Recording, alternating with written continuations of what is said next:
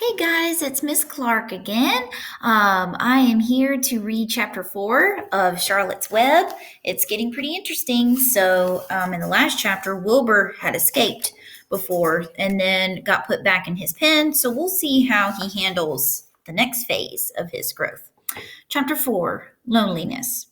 So the next day was rainy and dark. Rain fell on the roof of the barn and dripped steadily from the eaves. Rain fell in the barnyard and ran in crooked courses down into the lane where thistles and pigweed grew. Rain spattered against Mrs. Zuckerman's kitchen windows and came gushing out of the downspouts. Rain fell on the backs of the sheep as they grazed in the meadow. When the sheep, tired of standing in the rain, they walked slowly up the lane and into the fold. Rain upset Wilbur's plans. Wilbur had planned to go out this day and dig a new hole in his yard. He had other plans too. His plans for the day went something like this. Breakfast at 6:30. Skim milk, crusts, middlings, bits of donuts, wheat cakes with drops of maple syrup sticking to them, potato skins, leftover custard pudding with raisins and bits of shredded wheat. Breakfast would be finished at 7. From 7 to 8, Wilbur planned to have a talk with Templeton, the rat that lived under his trough. Talking with Templeton was not the most interesting occupation in the world, but it was better than nothing. From 8 to 9, Wilbur planned to take a nap outdoors in the sun. From 9 to 11, he planned to dig a hole or trench and possibly find something good to eat buried in the dirt. From 11 to 12, he planned to stand still and watch flies on the boards, watch bees in the clover, and watch swallows in the air. 12 o'clock, lunchtime, middlings, warm water, apple parings, meat gravy, carrot scrapings, meat scraps, stale hominy, which is like grits, and the wrapper off a package of cheese. Lunch would be over at 1. From 1 to 2, Wilbur planned to sleep.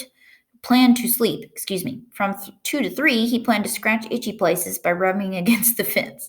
From 3 to 4, he planned to stand perfectly still and think of what it would be like to be alive and to wait for Fern.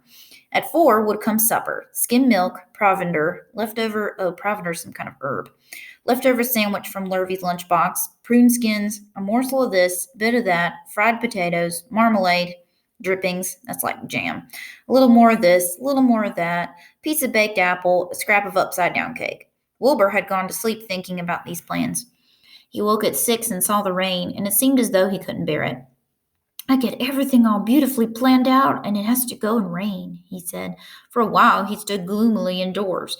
Then he walked to the door and looked out. Drops of rain struck his face. His yard was cold and wet. His trough had an inch of rainwater in it. Templeton was nowhere to be seen. Are you out there, Templeton? Called Wilbur. There was no answer.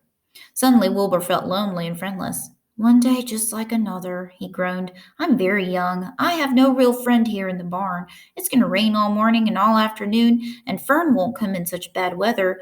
Oh, honestly. And Wilbur was crying again for the second time in 2 days. At 6:30, Wilbur heard the banging of a pail. Lurvy was standing outside in the rain, stirring up breakfast. Come on, pig, said Lurvy. Wilbur did not budge. Lurvy dumped the slop, scraped the pail, and walked away. He noticed that something was wrong with the pig. Wilbur didn't want food. He wanted love. He wanted a friend, someone who would play with him. He mentioned this to the goose, who was sitting quietly in a corner of the sheepfold. Will you come over and play with me? He asked. Sorry, Sonny, sorry, said the goose. I'm sitting on my eggs.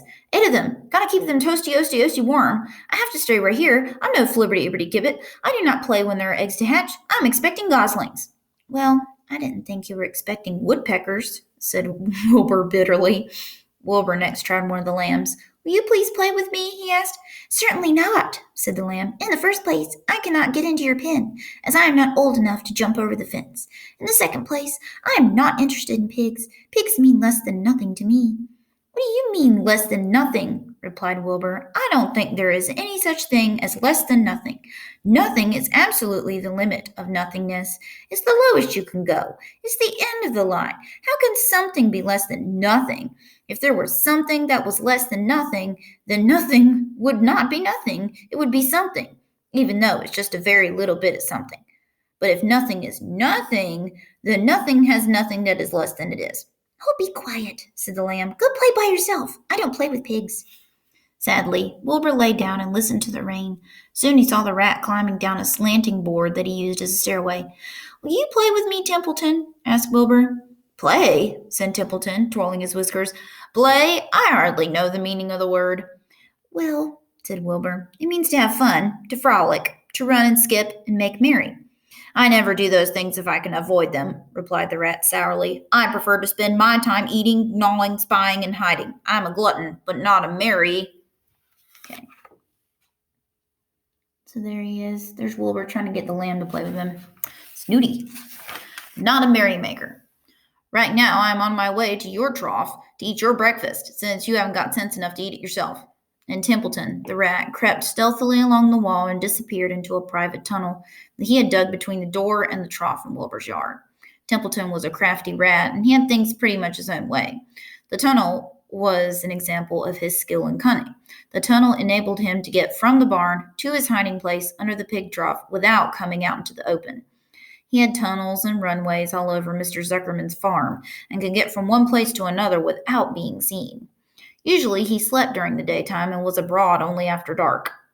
Wilbur watched him disappear into his tunnel. In a moment he saw the rat's sharp nose poke out from underneath the wooden trough. Cautiously, Templeton pulled himself up over the edge of the trough. This was almost more than Wilbur could stand, on this dreary rainy day, to see his breakfast being eaten by somebody else. He knew Templeton was getting soaked out there in the pouring rain, but even that didn't comfort him. Friendless, dejected, and hungry, he threw himself down in the manure and sobbed. Late that afternoon, Lurvy went to Mr. Zuckerman. I think there's something wrong with that pig of yours. He hasn't touched his food. Give him 2 spoonfuls of sulfur and a little molasses, said Mr. Zuckerman. Wilbur couldn't believe what was happening to him when Lurvy caught him and forced the medicine down his throat. This was certainly the worst day of his life. He didn't know whether he could endure the awful loneliness any more. Darkness settled over everything. Soon there were only shadows and the noises of the sheep chewing their cuds, and occasionally the rattle of a cow chain up overhead.